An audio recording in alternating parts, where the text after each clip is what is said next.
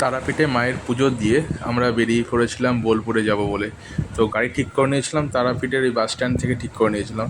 তো ওখানে অনেক রেট চাওয়া হয় গাড়ির, এক একটা গাড়ির এক এক রকম রেট চাওয়া হয়। তো আমরা যে গাড়িটায় গেছিলাম সেটা হচ্ছে তোমার ডিজায়ার। তো অনেক টাকা চেয়েছিল, প্রায় 4,000 টাকা মতো চেয়েছিল যাবে বলে। তো বন্ধুরা, তোমরা যখন আসবে ভালো করে আগে থেকে কথা বলে নেবে ড্রাইভারদের সাথে, কারণ এখানে এক রেট বলে আরেক রেট বলা হয় লাস্টে। তো যাই হোক, আমার লাস্টে তোমার 2,200 টাকা দিয়ে এসেছিলাম।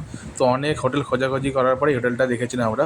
ওটার নাম ছিল মানসী লজ। খুব ভালো হোটেল ছিল এবং খুব সুন্দর ডিজাইন করা ছিল ঘরটাও, রুমটাও খুব ভালো ছিল। দোলনা দুটো ছিল, দোলনা দুটো পেয়ে মেয়ে আর দিদি ভীষণ খুশি, ওরা তো খুব আনন্দ দোলনা ছিল বলে।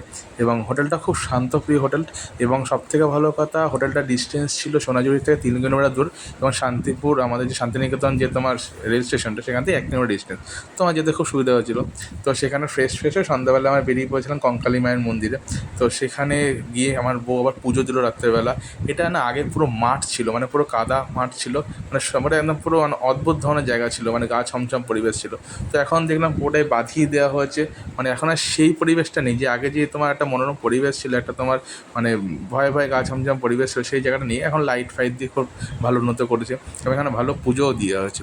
তো হঠাৎ করে মনে পড়লো একটু বাউল শুনলে কেমন হতো। তো দেখলাম পাশে বাউলও ছিল। তো হট করে চলে গেলাম বাউলের কাছে, গান শুনছিলাম।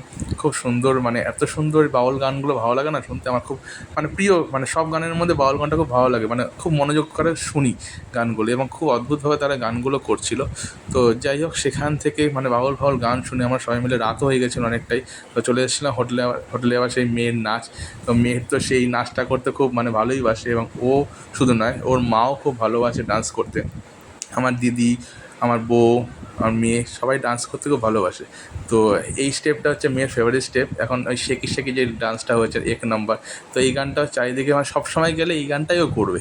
তো যাই হোক, এই গানটা থেকে কেউ আটকাতে পারে না, মিউজিক চললে গানটা স্টার্ট করে দেয়। তো বারবার করে আটকানো হচ্ছিলো, আমার জামাইবাবুকে আবার ওর পিসেমশাই আটকাচ্ছিলো, যাই হোক থামাচ্ছিলো। তো রেস্ট নিয়ে আমরা পরবর্তী সাইট সিনের জন্য বেরিয়েছিলাম আজকে।